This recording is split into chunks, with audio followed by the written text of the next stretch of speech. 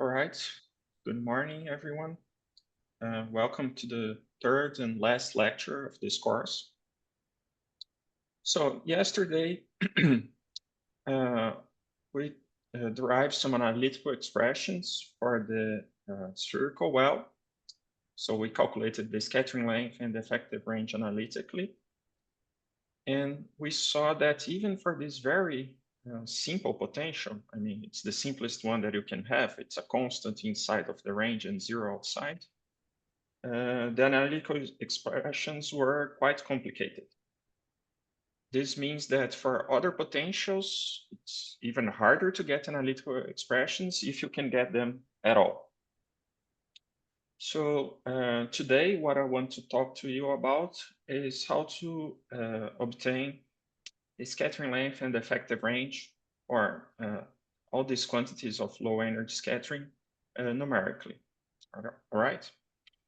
So before I start the lecture, do you have any questions related to yesterday or something that I said previously? Any questions?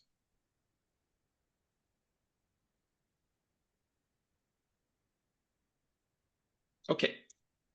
So I don't know how familiar you are with numerical solutions, if you ever solved the Schrödinger equation numerically or some other type of physical problem numerically. The first thing that changes, I mean, philosophically, when you are comparing numerical to analytical solutions, is when we are solving analytical problems, usually we get continuous functions. What do I mean by that? If we solve for the wave function, for example, we get some continuous function that can depend on exponential, sine, cosines, and so on.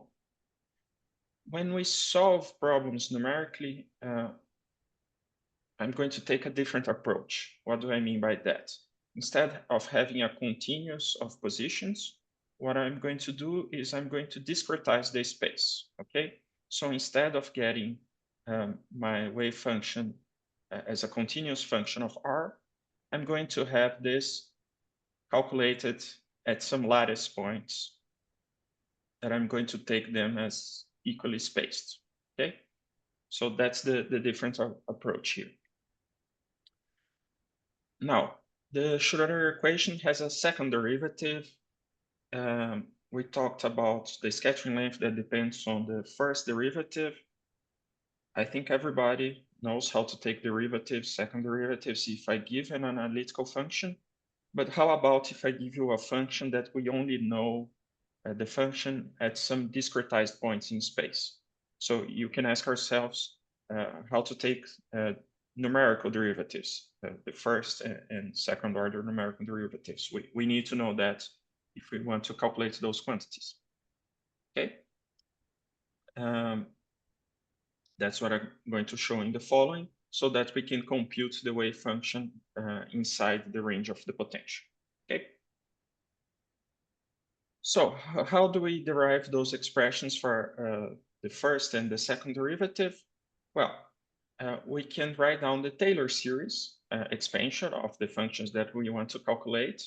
And particularly, I'm writing the wave function or the expansion of the wave function in the vicinity of 2 points. I'm going to take R plus delta R and R minus delta R.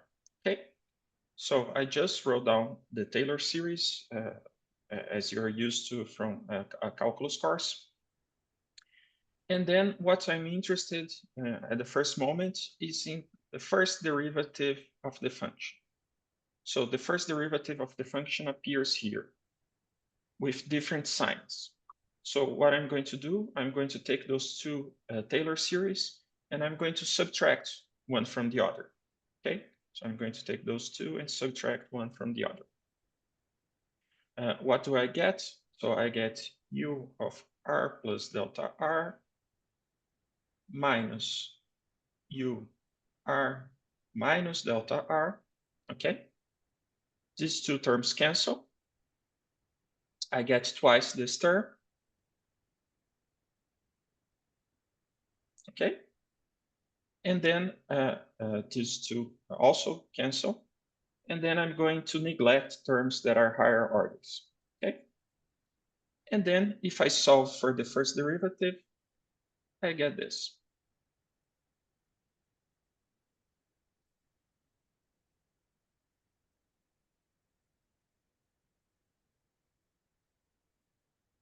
So what this is telling me is if I want to compute the derivative of some function at some point r, I need to know the values of the function to the right and to the left. So if I'm on a lattice site I need to know the value of the function in the lattice site I plus 1 and I minus 1, okay? So that's what I've written down here, this first equation, okay? So this is how I calculate the first derivative of something that's discrete instead of continuous. And I'm using this compact notation that's instead of writing or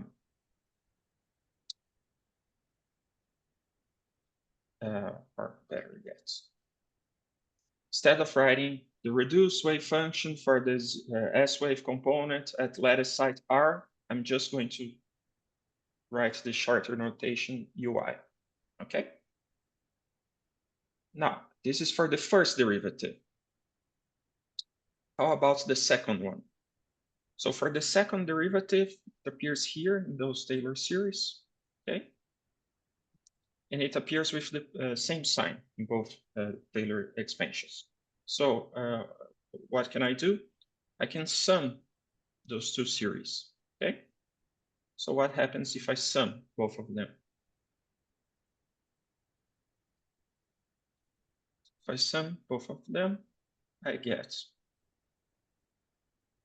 R plus delta R plus R minus delta R equals twice U of R. Those two terms cancel. And then I get delta R squared second derivative, okay? If I solve for the second derivative, it's the expression here at the bottom of the slide, all right? So this is telling me if I want to know the second derivative of something that's discretized on the lattice, what do I have to do? I have to know the value of the function at the lattice that I want to calculate, but also to the right and to the left, okay? Any questions? Is this new for you guys?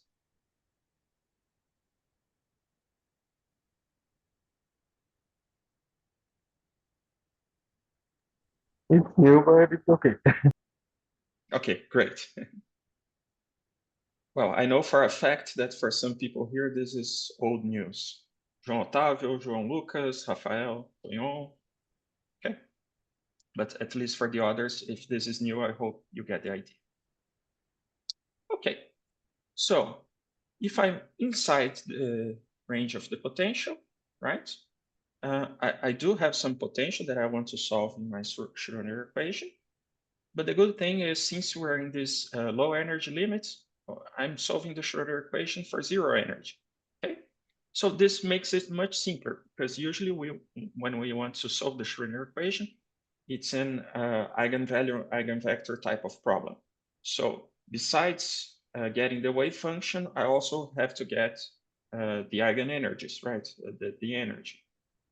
Here, since the energy equals to zero, this is just a second order differential equation that we need to solve, of course, with some boundary conditions, but becomes a much simpler problem since I don't have anything on the right-hand side, okay?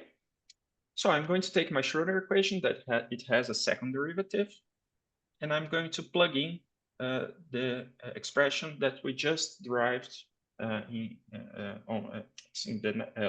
the last slide, okay? So I'm going to substitute that and solve for u of I plus 1, okay? When I do that, I get this equation here. So let's see what this equation is telling us. So we want to find out what are the reduced radial wave function values at all lattice sites I that are inside of the range of the potential, okay?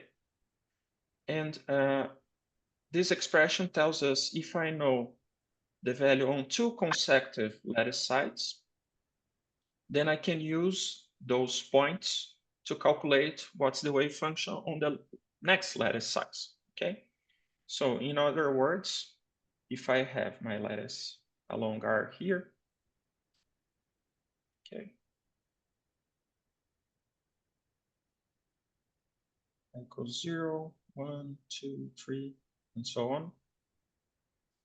If I know my wave function here and here, for example, I can use the values on those 2 points to calculate on this third point here.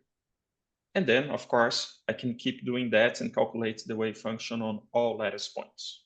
All right? Is that clear? Can you see that?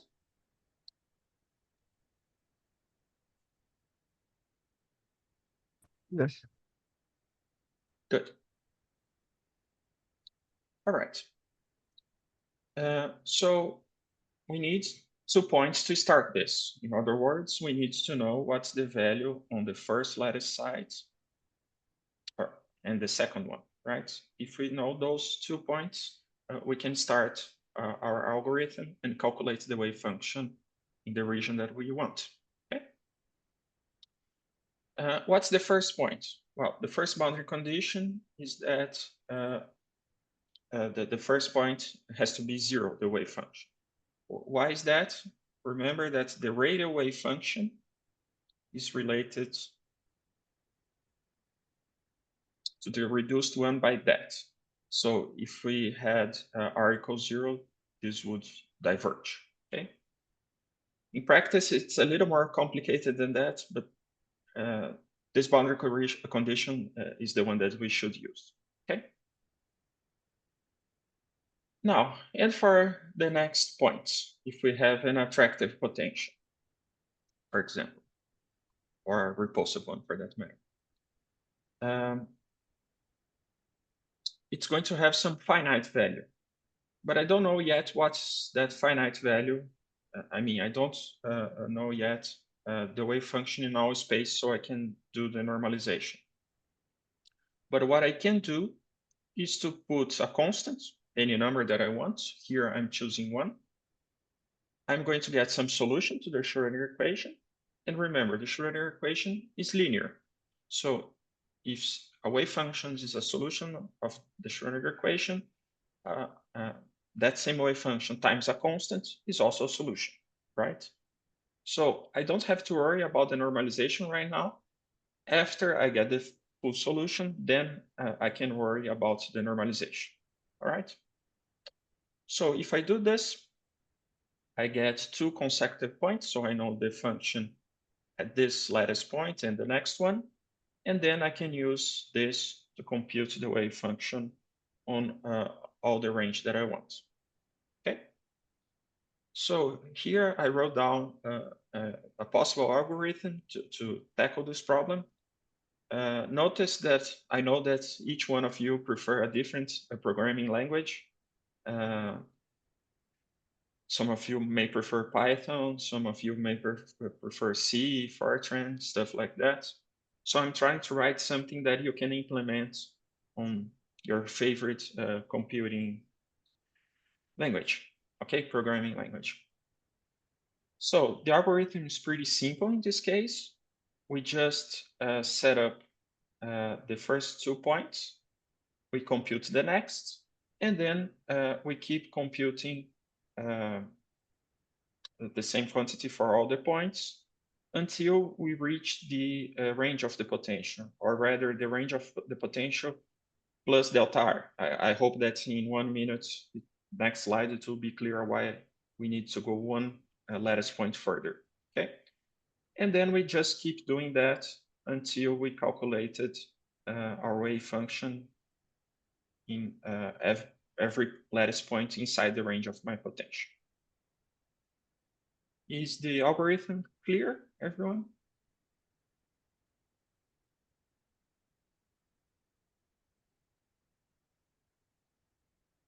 Good. Pablo says yes. All right. You may say, Lucas, this second derivative approximation, this central difference approximation that you did, it's not precise enough. I want to calculate this with more precision. Okay, that was one particular choice that led to that simple expression. There are other choices.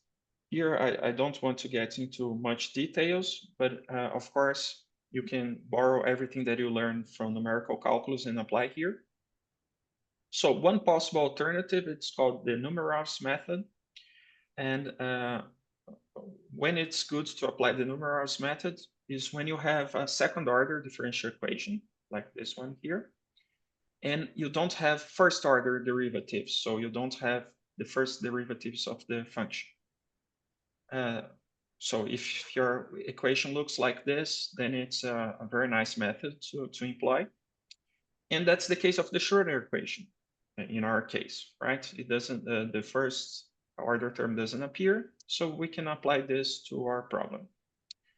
Particularly if we consider this problem of zero energy S-wave scattering, this becomes pretty simple, so we don't have this non-homogeneous term.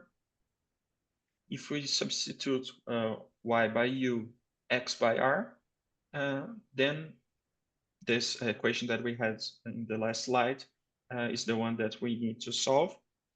And then the Numerov's method seems a bit more complicated than what we did before, but it's the same type of update for the algorithm. Because if we want to get the function at a lattice size I+1, we just need to know the values on the previous two consecutive lattice points to get the third one. Okay, so my advice to you is if you write down a program, your first program, use that very first second derivative discretization, which is much simpler. But if you want to get more precise results, then you can try and implement something like this. Okay, any questions?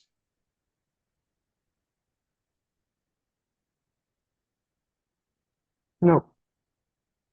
Good. All right, so we are talking about solving equations numerically in our computers, okay? When we are doing analytical calculations, we deal with lots of small quantities or relatively small quantities. We deal with h bar, which is 10 to the minus 34 joules seconds. The typical masses and lengths can be quite small. So in nuclear physics, you're dealing with stuff that's femtometers, 10 to the minus 15 meters. And in analytical calculations, that's fine because we do all calculations and at the end we substitute those values. How about when we're doing numerical calculations? So our computer has to represent numbers and it has a finite precision.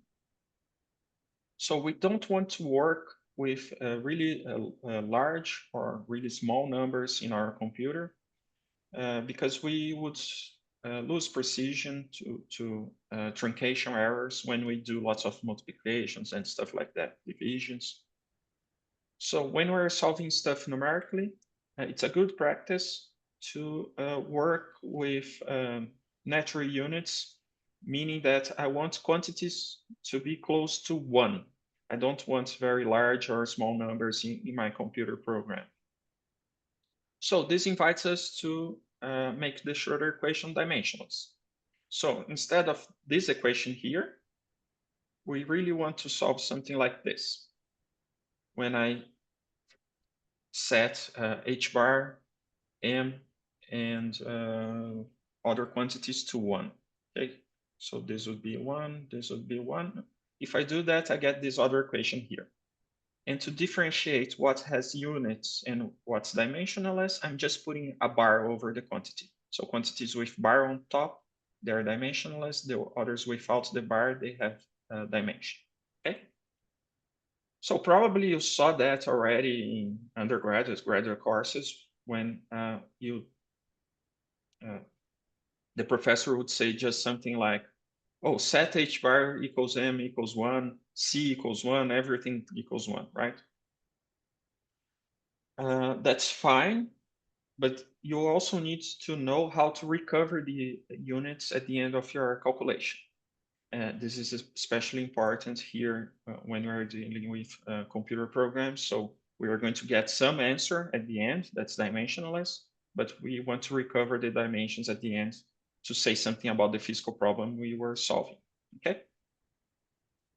So here I outline a procedure that makes sense for me, that it's a procedure that makes clear how to recover those units at the end of the calculation.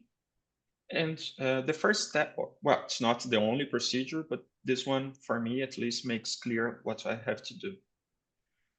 So the first step is you need to choose some length scale, L. And it really depends on the problem you're tackling, okay? So if you're dealing with atomic physics, it can be something like 1 angstrom, 10 to the minus 10 meters, could be nanometers, it could be the Bohr radius. Really, there are lots of scales that make sense, but you have to pick one.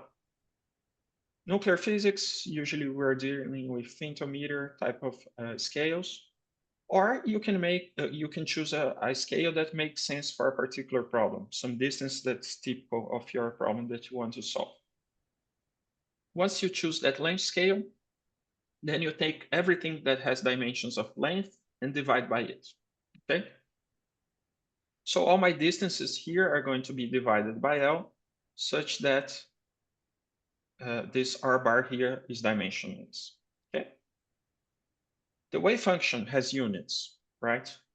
One way of seeing that is that you can always write down the normalization of your wave function. This is the one for the reduced radial wave function. And then you can get what type of length to what power that your wave function has the dimension of, okay? And it's different, of course, if it's 1-dimensional, 2-dimensional, 3-dimensional, okay? So if I do this, then the wave function that I get is dimensionless. All right. Now, derivatives, spatial derivatives have dimensions. So I'm doing this so I can get dimensionless derivatives. All right. And then if I go back to my Schrödinger equation, I have something like this, right? Everything that has bars on top is dimensionless. Notice that we still have some stuff that depends on energy scales, right? My potential and my energy here. So I'm going to define this energy scale, this combination here, okay? That you can check that it has units of energy, all right? And then I'm going to take everything in my problem that depends on energy, and I'm going to divide by it. So in the end, I get this dimensionless equation here. Now you could say, Lucas, this is this very same equation that you would get if you've done that thing. Oh, set h bar equal n equals 1, and then you will get the same equation. I agree, but with this procedure, it's pretty clear what we need to do to recover the units at the end of our program, at the end of our calculation. For example, if you get some energy, you can multiply it by this energy scale, and that's your dimensional, your energy with dimensions. Okay. Does that make sense, everyone?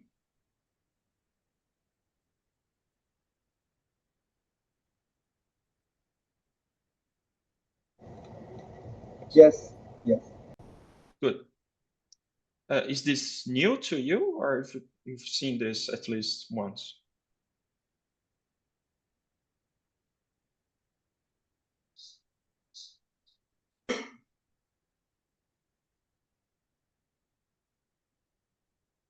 Ursula says she uses this procedure. Rafael has seen that before. Good. Okay, so it's not new to everybody. All right, so I talked about how to solve this equation numerically. But what we really want out of those wave functions that we get is the scattering length and the effective range. Okay. So just a quick recap. If I get the free particle solution, so this is for ranges, or sorry. for ranges, for distances outside of the range of the potential. If I get the derivative and divide by the function at the matching point, it's just this, this fraction here, okay?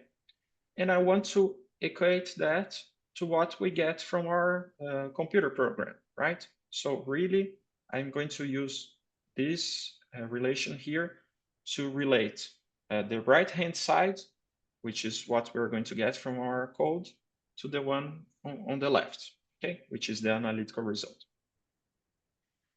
Now, remember that we can compute the numerical derivative, so the numerator here, using that trick that I showed, that expression for discretization of the first derivative, that's going to rely on the wave function on two lattice points, okay? And then if I use this expression here and solve for the scattering length, I get this here, okay?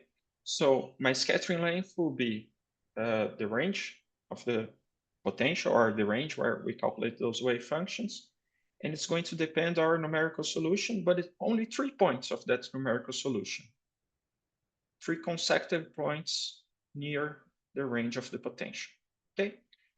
So just to make clear what we need to do to get this wave function, to get the scattering length, we integrate the wave function starting at the origin. Why is that? That's where we know the boundary conditions. And we keep integrating this until we get to the range of our potential. And then we use 3 points here that we got from our numerical solution to calculate the scattering length.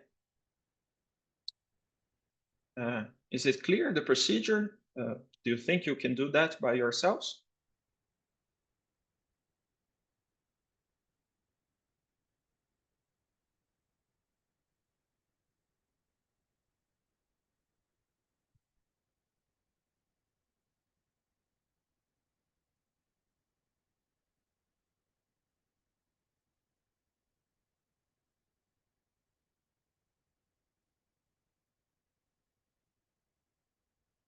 No, Rafael, I know you can do that. Yeah, thanks, Bob. Thanks, Ursula. Okay, good.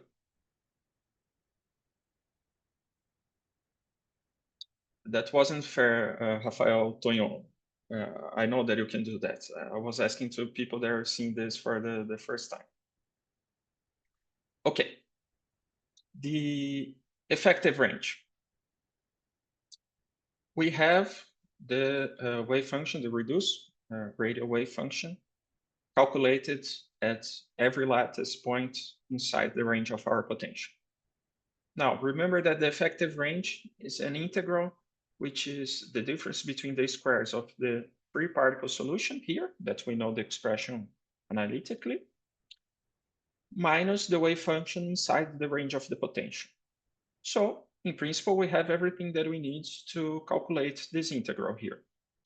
Of course, that when we are deriving the effective range, we chose a particular normalization.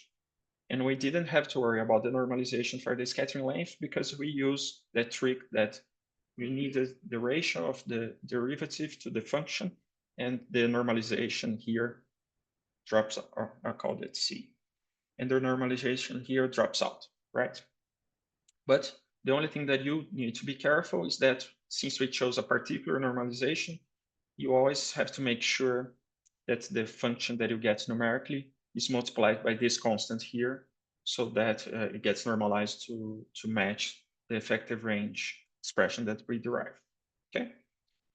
So in other words, to compute the effective range, take the same solution that you got, that you used to compute the scattering length, apply this normalization here, so multiply by this constant here, and then it becomes the problem of calculating this integral. So in the beginning of the class, I was telling you how to compute derivatives of something that you only know on a lattice, on discrete points. Now I'm going to show you how to integrate functions that we only know in a few lattice points, okay? I hope you've seen this before. I mean, numerical calculus courses or something like that. But if I want to integrate some 1D function from the first to the last point here, and I only know the function at some discrete sets of points, what I really want to do is calculate the area below this curve, right? So what's the simplest thing that I could do to estimate this area? Well, that would be to draw a straight line here between those 2 points, right? So I just connect those points by straight lines. And if you look at the figures that are the shapes that are being formed here, you can guess why this is called the trapezoidal method. It's because that's the figure we are using, the shape that we're using to estimate the area below this curve. Okay. So the trapezoidal rule is this one. I'm just approximating those that function that I want to compute the area below it by trapezoids. And this is just the area of one of them. If I keep doing that, so for every interval, I draw one of those shapes. If I do it n times or n minus 1, I get an approximation for the integral here. Okay. Oh, by the way, f1 I'm defining as f of x1, so each one of the lattice points. So if I compute this quantity here, I have I can approximate that integral for those points that I only know on a discrete set on a lattice. You can say something like, oh, Lucas, connecting 2 points by a line is very crude. Can I do better than that? Of course, you always can. So if I have 3 points like this, I could use a second degree polynomial, and that would be better than just connecting those points by straight lines. And turns out this has a name. This is called Simpson's rule. So for just 3 points, it's like this, but I can use that repeatedly, and then I can get an approximation for this numerical integral. Okay. Is that new to you? Have you seen this before?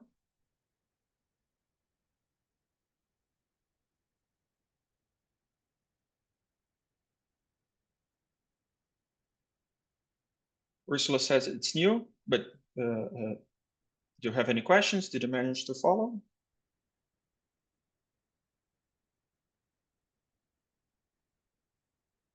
Okay, great. All right, so continuing, let's do some examples, right? Just like when we did all the theory, afterwards we applied it to spherical well. Let's try and apply this numerical procedure to some concrete examples. Here I'm showing you 3 kinds of potentials. They are a little bit different in shape one from another. The first one is the one that we derived the analytical solutions, the spherical well. I'm also choosing 2 different ones to illustrate this procedure here. The black curve here is just a Gaussian. So you are all familiar with Gaussians. I'm also choosing another one. It's called Posteller here. I'm going to show in a second the analytical expression for it. But what I want to show you about those 3 potentials is that they have quite different shapes. Okay, the Gaussian and the Posteller one, you can argue that they are kind of similar, but the square well one is definitely different. And one particularity of this plot here that I'm showing, or both plots here, is that they have the same scattering length and effective range, all those curves. So you can see that these 3, they have very different shapes. The green one, even a more different shape, but they all have the same scattering length and effective range. Okay.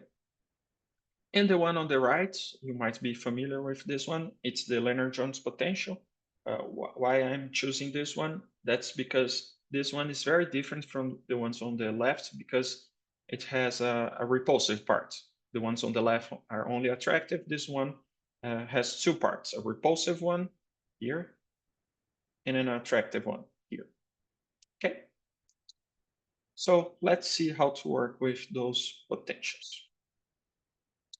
The spherical well, it's the same analytical form that I wrote before when we were doing analytical calculations. Why is it good to employ this in a numerical simulation as a check of your code? So you're writing your code for the first time, you don't know if your code is working or not. Always start with something that you know the analytical solution so that you can compare. So this would be my advice for you. If you ever want to implement the things that I'm talking about today numerically, start with the spherical well, because then you have your numerical solution. You can compare with those analytical expressions that I wrote before. They are analytical expressions for the wave function, for the scattering length, for the effective range, pretty much for everything. Okay, so this is to check our code. The Posh-Teller that I showed a couple of slides ago, it depends as 1 over a cosine squared, a hyperbolic cosine squared, so cosh. And what's particular about this potential is that even though it's more complicated than the spherical well, it does have some analytical solutions. They're very complicated, for example, for the eigenfunctions. But at least the scattering length, we can relate to these two parameters of the potential. So those two are parameters that we can vary in the potential. And there's a really complicated relationship between the scattering length and those potentials, but at least it's analytical. You do get some d-gamma functions and stuff like that, but at least you can check some of this stuff analytically. Okay. Particularly, this potential is interesting if we're considering cases where the scattering length diverges. That's called unitarity. In those cases, this parameter here, this strength here, is just equal to 1. If you set this equal to 1, you get an infinite scattering length. Okay? And for an infinite scattering length, the wave function is relatively simple. The zero S-wave, zero energy wave function is just this hyperbolic tangent here. Okay, so if you implement this in your code, you can also check this to see if it's correct. Again, for this very simple case of the infinite scattering length, you can also compute analytically what's the effective range of your potential. And it turns out it's simply related to one of the parameters of the potential. So again, lots of analytical expressions and math here, but the main message here is if you want to imply this potential here, at least there are some consistency checks that you can use to see if your code is working, right? Lastly, for a Gaussian, to the best of my knowledge, there are no analytical expressions for the effective range and the scattering length. Although in the literature you can find some values that you can compare and check if your code is working. All right. Now, for the spherical well, the range of the potential, it was pretty clear, the definition, right? So the range here of my spherical well is here because the potential is 0 outside this distance, this range R. If we have a Gaussian or the Posh-Teller potential, that's not very clear, right? So when does this potential goes to 0? From the numerical point of view, it's enough if you go far away, somewhere over here, when your potential is negligible. It's smaller than some small number that you pick. I think for the examples that I'm going to show today, I picked something in this dimensional unit, something like 10 to the minus 12 or 10 to the minus 15, something like that. It's good enough. Okay. Now, for the Lennard-Jones potential, I'm writing the Lennard-Jones potential like this. So it has an attractive term and a repulsive one. And this minimum here is given by the competition between those two. And this potential, it pops up, it appears in several areas in physics and chemistry, because it's really good to describe two objects that they don't want to be on top of each other. So that's this repulsion here. But if they are relatively far away, there's this tail here, attractive tail, that wants to make them be together. And it also has a minimum, which helps binding particles, and the bound particles are going to be here in this minimum. So this is not particular of just atomic nuclear physics or stuff like that. It really appears everywhere in physics because it's a simple description of this complex phenomenon. Okay. So at some point today, I said that when we are solving things numerically in our computer, we don't want small numbers or large numbers. And look at what happens when r goes to 0, right? R goes to 0, this term here, this repulsive term here dominates and diverges pretty quickly. So if we want to compute our wave function in this region here, where my potential is very large and positive, this can lead to numerical instabilities. Okay. So we know that our wave function is 0 at r equals 0. That's one boundary condition. But since that the potential is quite repulsive in this region over here, actually my wave function is going to be 0 pretty much everywhere inside of here. And then when this repulsion becomes smaller, of course, it's going to increase and be non-negligible. So what I'm trying to say is, if you're going to solve this problem numerically, it's a good idea to make sure that your wave function is 0 until some minimum value of r here, and then just start solving from that point onwards, so that you don't have to deal with numerical instabilities. Okay. So this type of thing is going to appear everywhere when you have to solve numerically something that has a very large or potential, repulsive potential. Okay. Does that make sense?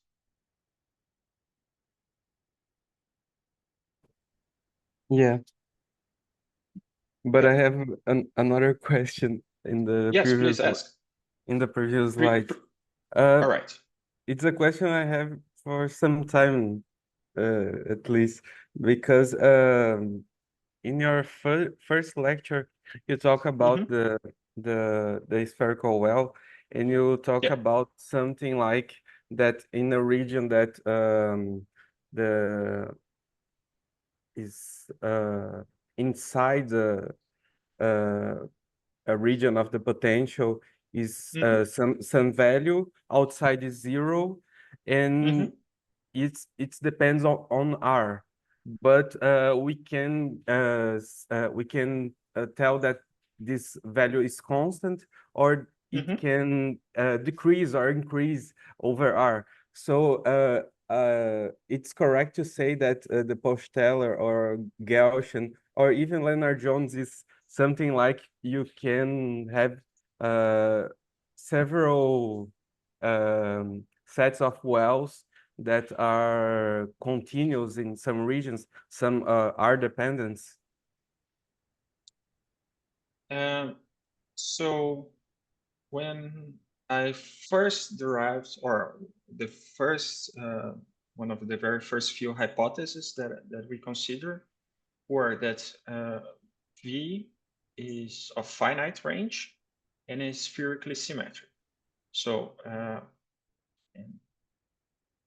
and V of R, so those two here. Okay, so the first one is that V depends only on the distance R. In this case, since we're talking about two body scattering, the distance between the two particles. And at some point, this potential has to be 0. okay? So I didn't assume that it had to be a square well. I always left this dependence here. Of course, that's the analytical example that I showed you. This R dependency is pretty, it's not there, right? Because the square well, it's either some V naught or zero. So it doesn't have explicitly R inside of it, as the Gaussian or the Postellar do. But at no point I assumed that I needed something like square wells or compositions of square wells. I can have potentials that depend on R explicitly. They just have to be short-ranged. They cannot extend to infinity. For example, for Coulomb, I cannot do this because that is 1 over R and always. Was that your question? Did I answer it or not? It's not exactly that, because I'm just thinking about when you have a well, you have a V0 constant value, and when you Yes. have another potentials, you have potential that have an R dependence. Yes. Like in this figure, the Postellar potential increase over R here. So I just thinking about in the well, you have a discrete value, you have some value constant, and you have a discontinuity outside, and the other's potential go continuously to Yes. some variable. I thinking about that because of what you talked just before about the discretizing space and the continuity of the solutions. I thinking about if it can have some influence on the solution, on the wave functions. I don't know.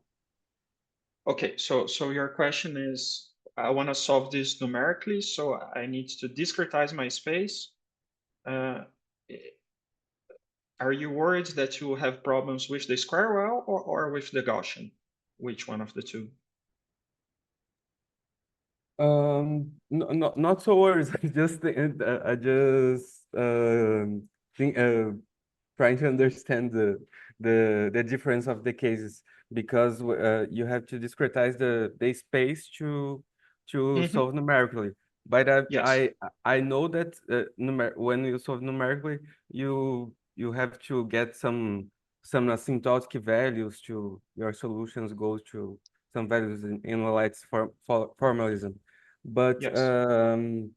I'm just thinking about is if it have some relation, this discretized space in the numerical solutions and the specific potential that you are using. I don't know. I don't know if I'm being a So little no, no, complicated. no, No, but no. but all those are excellent questions. So this is not only particular of computational physics, but it can also discretize things if you're doing analytical calculations, of course. What happens when you discretize something? What happens to your spatial resolution? You cannot resolve stuff that's happening in a region smaller than your discretization, right?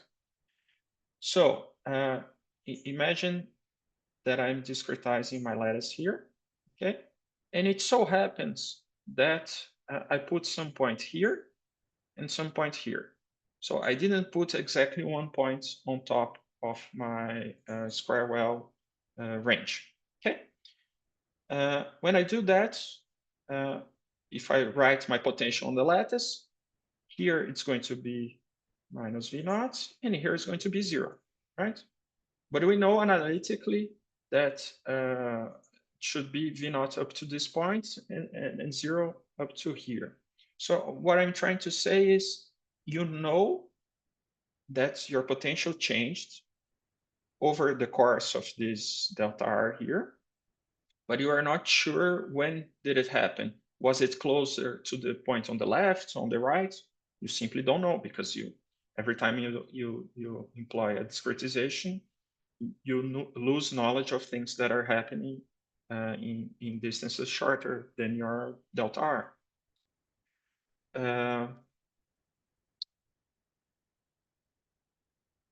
mean, you also have this with those continuous potentials that we are talking about. Yeah. Is I that the think I kind get of? it. Yes. Yeah, Okay. I think I get it because you can, I don't know, change the sign of the concavity of the function. I don't know, it's the same kind of the problem. I think it's that. Sorry to get so No, much no, time. no. But those are good questions. And how do we increase your precision when you're doing numerical calculations? Well, you can make your lattice smaller, right? Then you can capture things that are happening in smaller and smaller distances. And of course, every good numerical calculation, you investigate what's the answer that you get, your result, as a function of your discretization. At some point, you'll see that this thing saturates and you say, okay, if I have delta R smaller than some quantity, I pretty much always get the same result. So of course, this has to be done, investigated, if you want to get some answer that makes sense. Okay? Thank you very much. Great. More questions? Okay, so let's continue. So we talked about the Lennard-Jones potential. Now, every potential that I showed had two parameters, okay? So the square well, we talked a lot about it. It has the depth and the range. A Gaussian has, for example, the strength and the width of the Gaussian. The Posteller had two potentials. The Lennard-Jones had two potentials, one that controlled the attraction, one that controlled the repulsion. So typically we have those potentials that have two parameters. And what we want to do is to tune those two parameters so that my potential reproduces some scattering length and effective range. So we could look up the literature and see the values, or there's some experiments that give some results. So what we want is to take one functional form, one of those four potentials, for example, and ask ourselves, what are the values of those two parameters that I need to tune to reproduce the scattering length and the effective range of the physical system that I want to study? Okay. So two parameters to fit to two quantities. That's on one-to-one correspondence, as long as we say how many bound states we want. Because remember, the scattering length and the effective range, they had some periodic functions. So we always want to say how many bound states we want. Usually, if we want negative scattering lengths, we don't want any bound state. And if we want positive scattering lengths, we just want one bound state. Okay, so with all those informations, all this information, so scattering length, effective range, and the number of bound states, we can tune those two parameters to what we want. Okay, and here I'm outlining a procedure so to tune those two parameters of the potential. It's not the only one, but it's one that works. So imagine that we, again, the spherical well. So imagine that we start with some depth V0 and some range R. Okay. First thing that I do is I guess some values. All right. So I'm just going to guess two values for those. I get those two guess values and I compute the scattering length and the effective range. It's also good to look at the solution and see if, at least if it has the correct number of bound states. Okay. Probably, since I guessed, it's not going to be the scattering length and effective range that I want. So what can I do? I can fix one of the parameters. I'm going to fix this one. And then I'm going to vary the other one until I match the scattering length. Okay? So for example, if I'm talking about the well, if I increase the depth of the well, I'm going to decrease the value of the scattering length until it diverges and changes sign. what I'm trying to say is that plot that I had in another lecture, yesterday's lecture, that it was something like that. So this is the scattering length as a function of, for example, of the depth. So it's negative over here, then it diverges, and it's positive over here. Okay. All right. So I keep doing that until I have the scattering length that I want. In doing that, probably I'm getting the effective range. It's not going to match what I want. So now I fix this one that gives me the correct scattering length, and I start to vary the range of my potential. And I do that until the range matches the effective range that I want. Of course, increasing the range of the potential will increase the effective range. Now, I've done that at the end of step 4.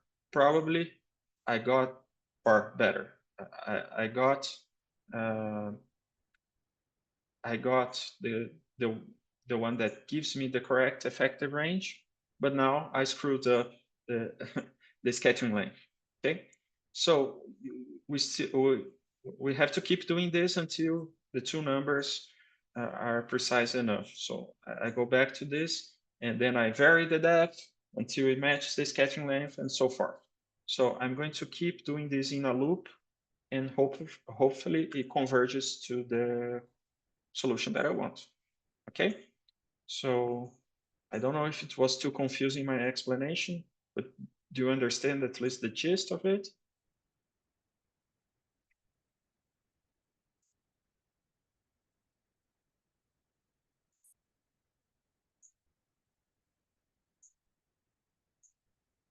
You're allowed to say, I didn't understand anything that you said, Lucas.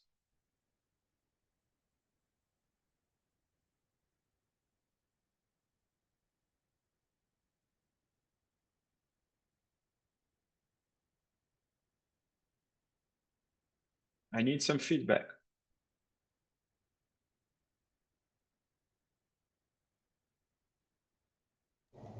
Hi, Lucas. Hi. Could you explain again the algorithm? Okay, so let me try another way.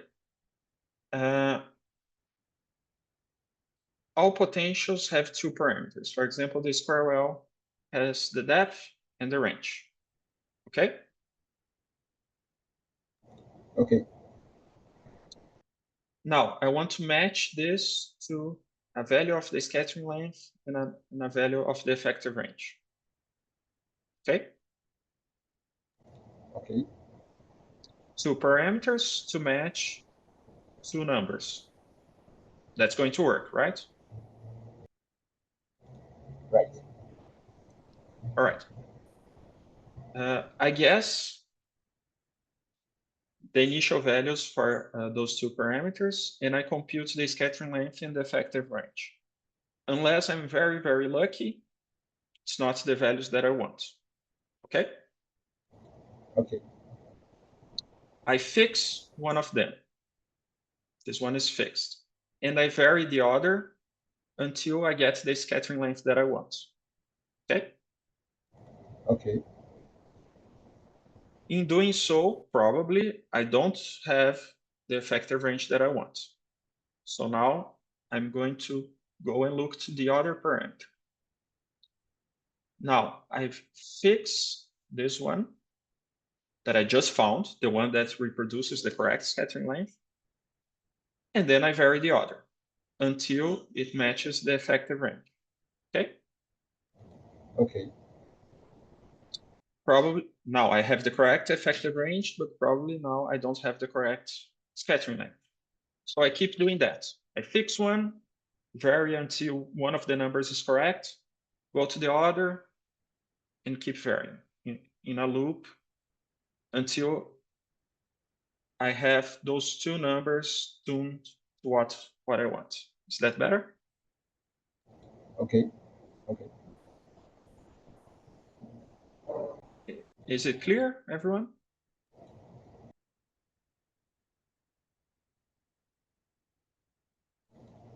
it's not a problem, the order of the parameters that you fix, right? You could fix air, So V0 air. I chose this particular order to explain this to you, but you could, in principle, vary any way that you want.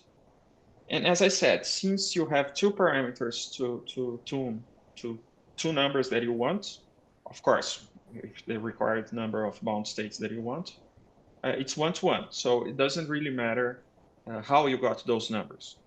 Here, I'm trying to get them like this. You could think of other ways of doing it. Okay. Okay. Okay, thank you. No problem. Okay, since I'm not getting more questions, I'm going to assume that at least you get the gist of it. But if you want, you can ask more questions. Okay, so let me show you what type of stuff we get when we apply everything that I've been describing so far.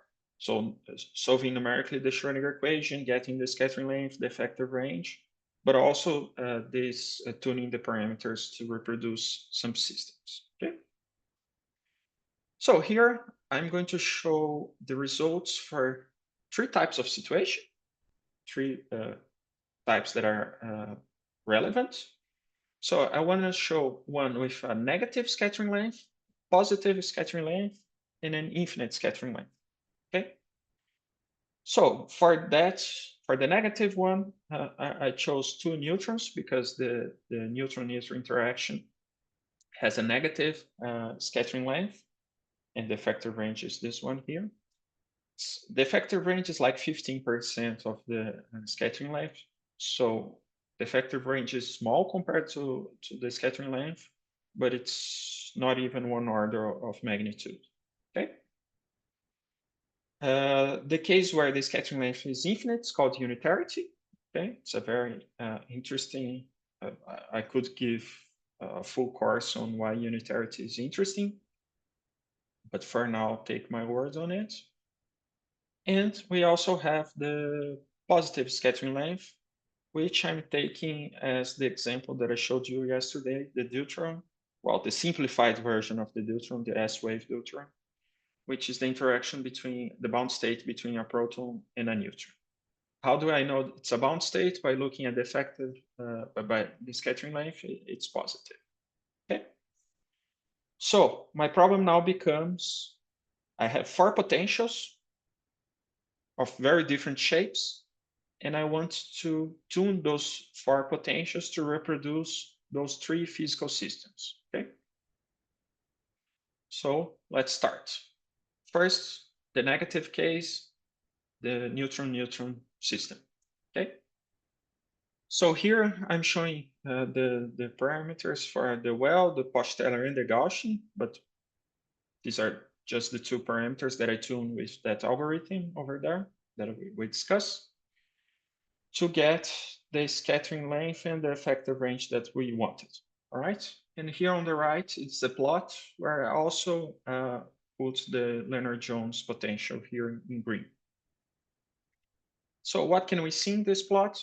We can see that inside the range of those potentials, the solution can be quite different. But as soon as we are outside of the range of the potential, something, I don't know, could be even sooner, like here, all the solutions are the same. Remember that outside the range of the potential, all solutions should go as this. Okay. In my first lecture, we discussed a geometrical interpretation of the scattering length. I don't know if you remember, but by looking at this equation here, you can see that my scattering length is when we cross the horizontal axis. Here we can see that the function is always growing to when I increase r. So if I do this and ask where the function crosses the horizontal axis, I'm going to get the minus 18.5. Okay. So that's the geometrical interpretation. But what's really interesting about this plot here is that all potentials, they have different solutions inside of the range here, but outside the range, they all converge to the same solution. And in the case of the spherical L, I'm also plotting the analytical solution to show that the code works for this case. Any questions so far, or is it clear?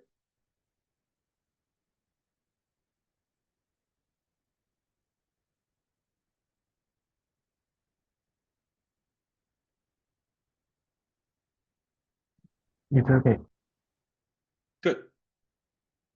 All right, unitarity, right? So now I'm showing for the 4 potentials how to get an infinite scattering line. So if outside the range of the potential, this has to go like this, and A is going to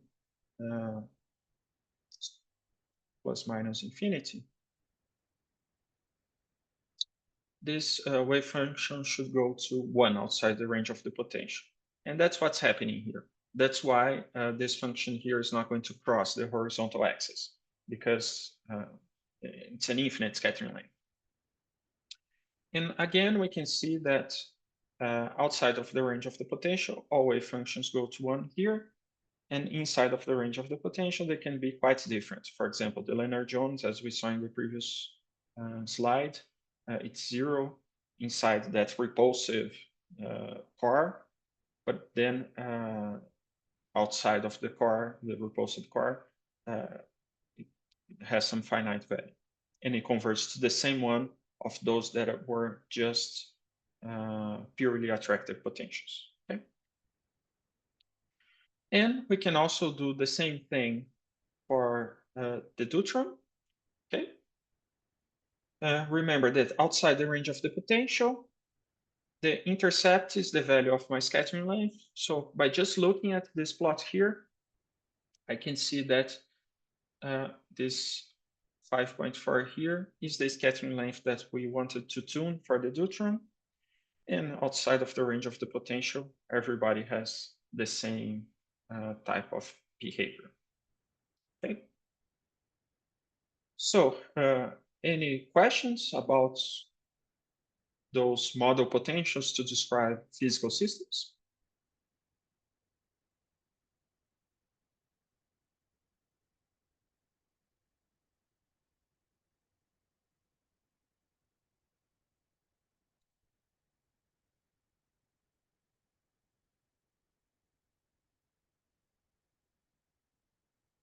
No questions? It's going to be this awkward silence until somebody talks to me.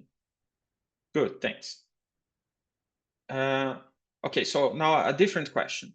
If I asked you to reproduce this figure that I'm showing in this slide here, what best describes your reaction? No way I can do this. Probably if I sit down with your slides and read them carefully, I can do this, or I can do this, no problem. One of those 3 answers.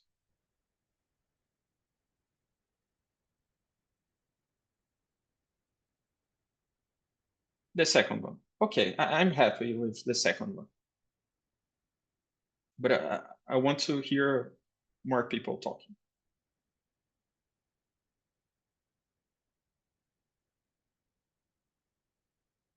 Especially if the answer is no way I can do this.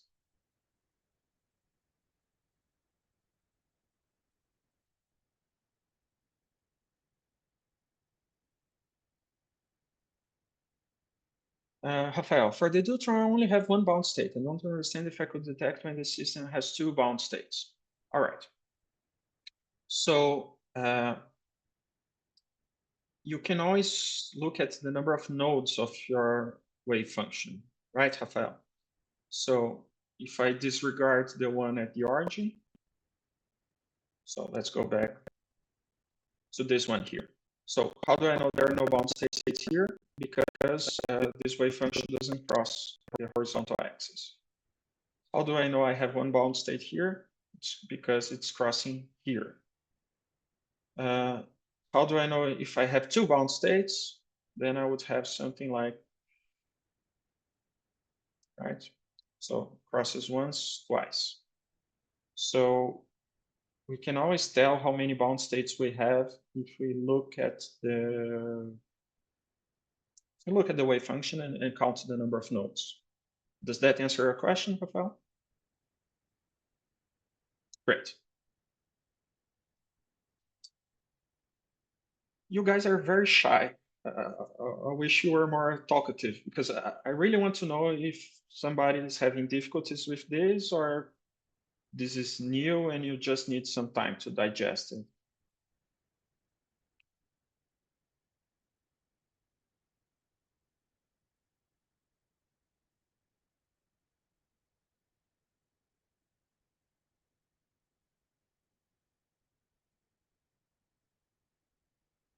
Ursula needs time, that's fine.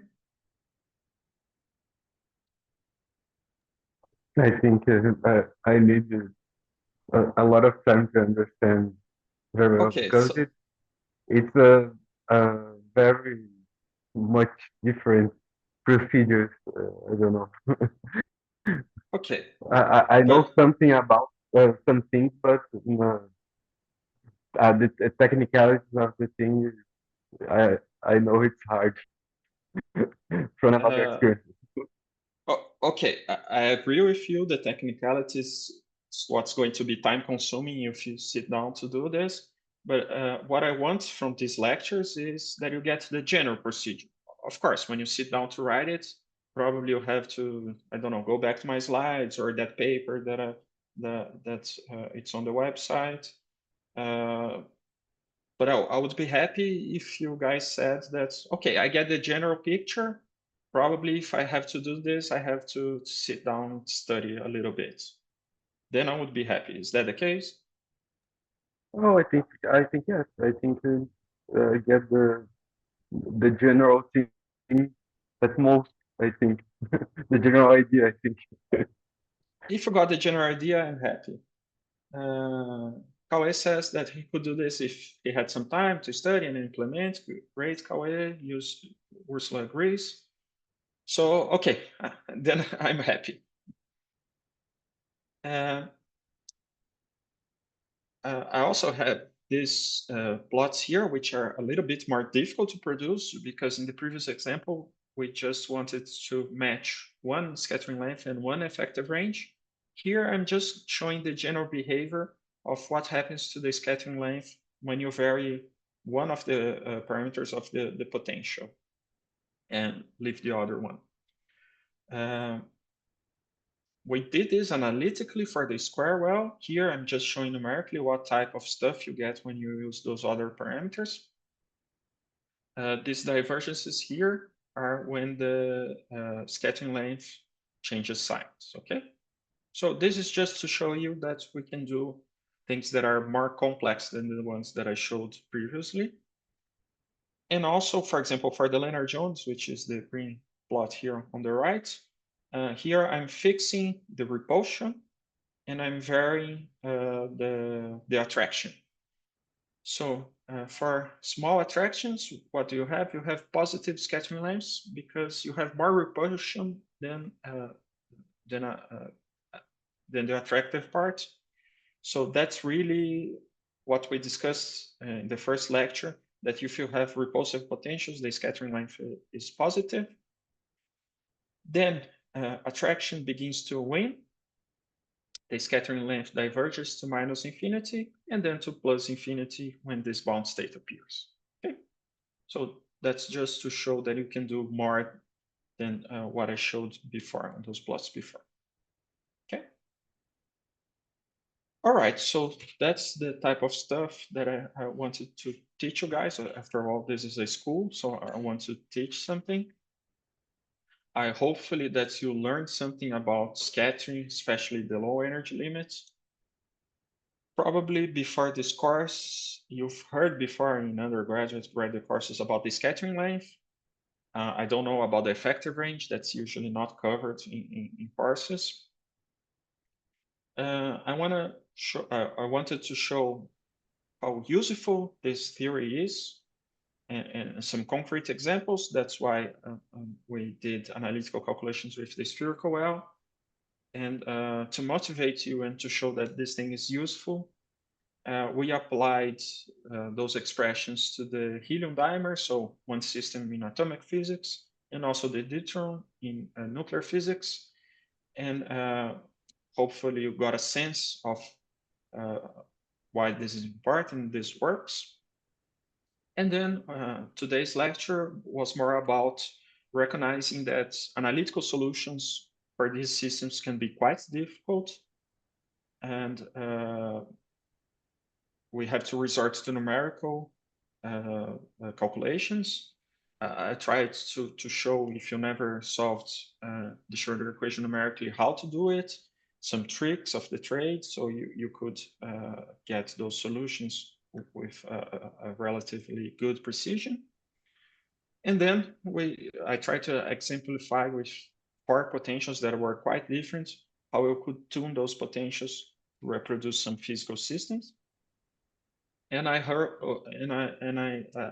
you all learned something, so that if in the future you have to apply to calculate some scattering length or effective range for a particular potential that I didn't list here, that you could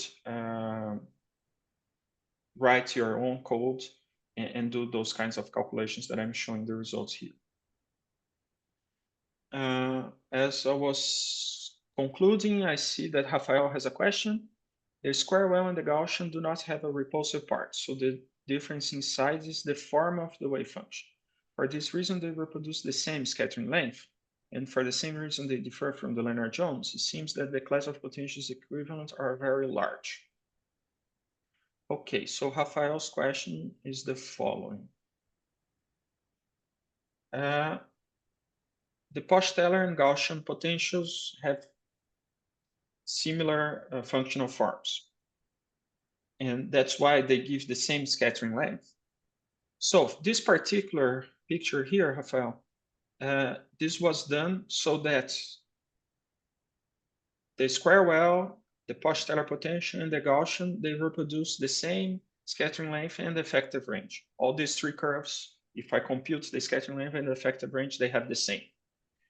So from that, you can see that even if the shape of the Gaussian potential and the Poch-Teller are similar, there are some differences, right? So for example, here the strength at r equals 0 is quite different from one to the other, as you can see. But still, they reproduce the same scattering length and effective range. For the square well, for the finite well, this is even more apparent. As you can see, that it has a completely different shape from the other potentials. For example, the strength here at the origin, and those 3, they reproduce the same. So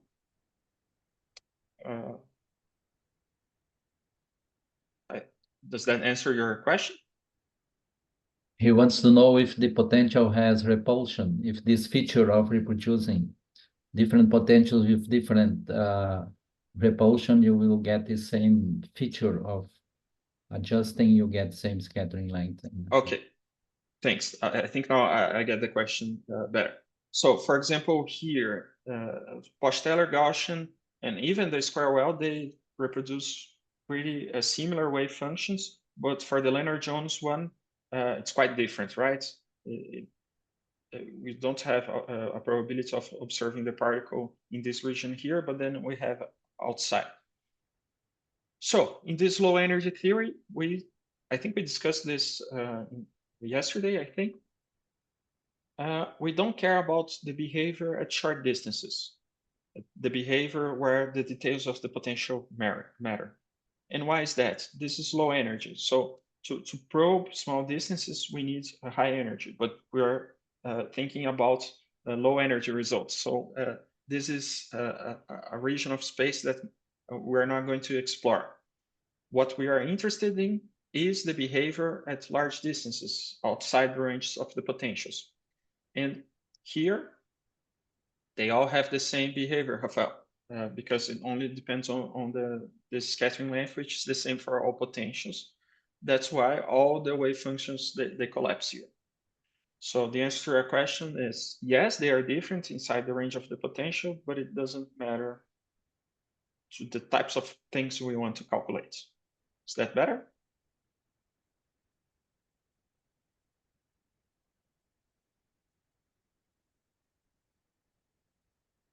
Thanks, and thanks Gaston for translating the question.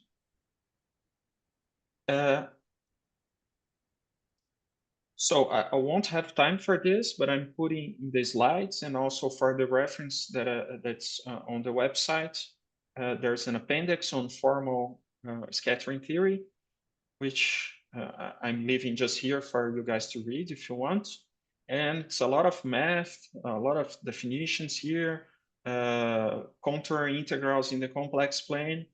But when you work all this out, you see that you get to that very first equation that I wrote during my first lecture of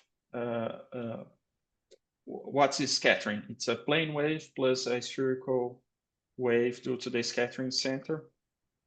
So if you didn't believe me on my first lecture when I said that this is the asymptotic behavior of our scattering wave function, you can go through this demonstration here, and at the end, hopefully you're convinced that this is the correct way to model scattering.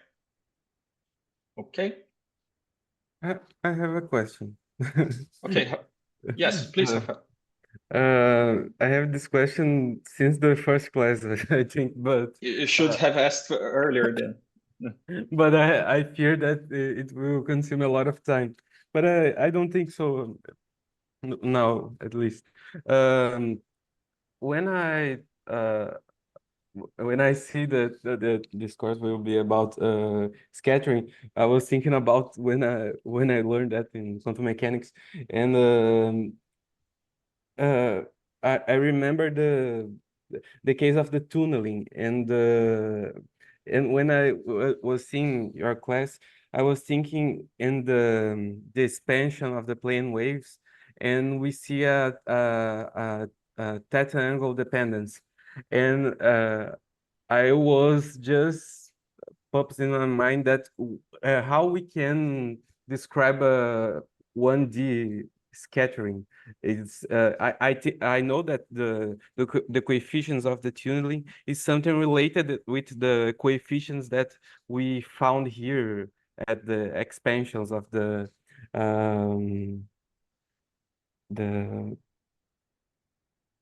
psi wave function, but I don't have the clear idea because seems like I don't know.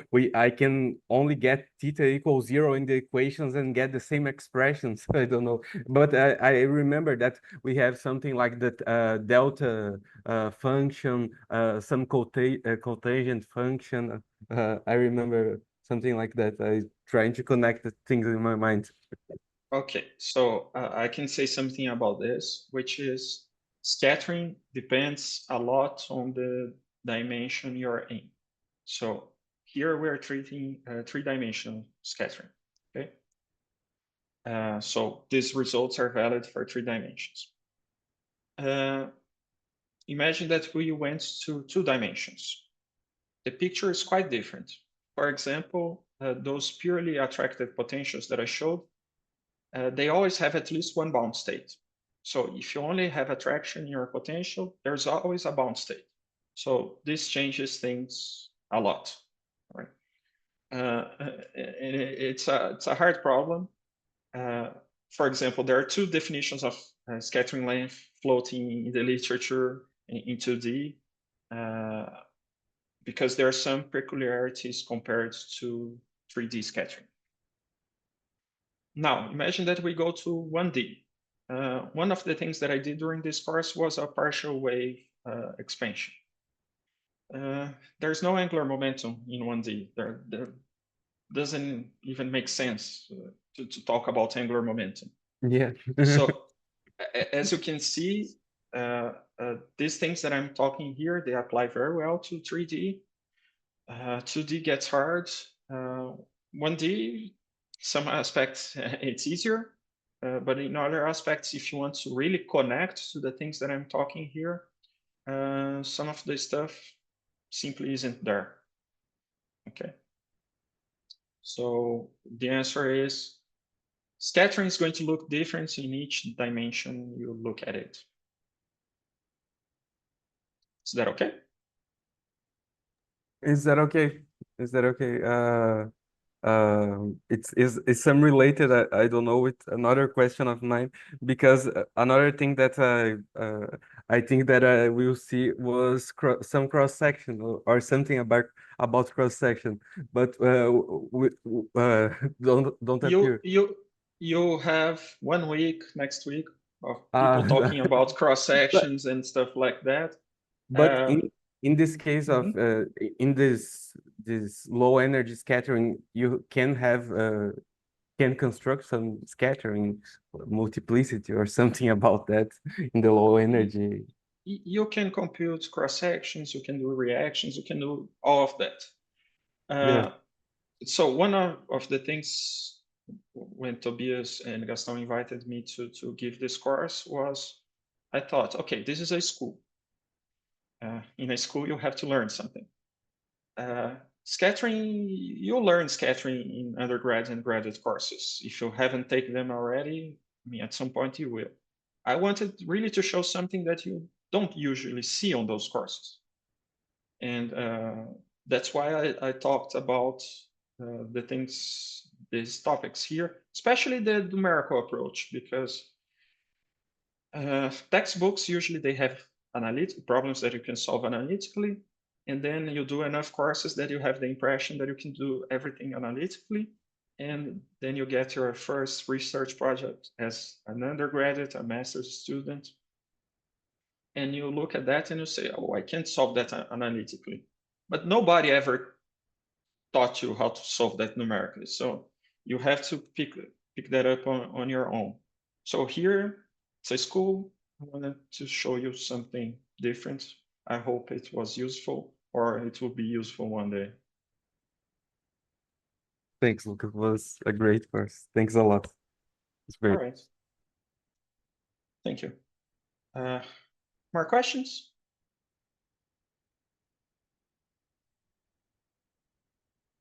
No? Okay, so if not, thanks everyone for participating. Thank you, Gaston, Tobias, for the invitation and organizing the school. Unfortunately, I won't be in São Paulo next week, but if you have any questions, you can always email me. I put my email on the first slides of my presentation, so you know how to reach me. And after I hang up this call, I'm going to email Thiago the full set of slides, so you can have that if you want to look more carefully. And remember that on the website, I also posted that paper that, I mean, in my opinion, is pedagogical to learn this type of stuff. Okay? Okay, Lucas, thank you very much. I'm pretty sure that it will be very useful for many of the students of next week. Okay. The course, it was my pleasure. Courses will be an advanced level, but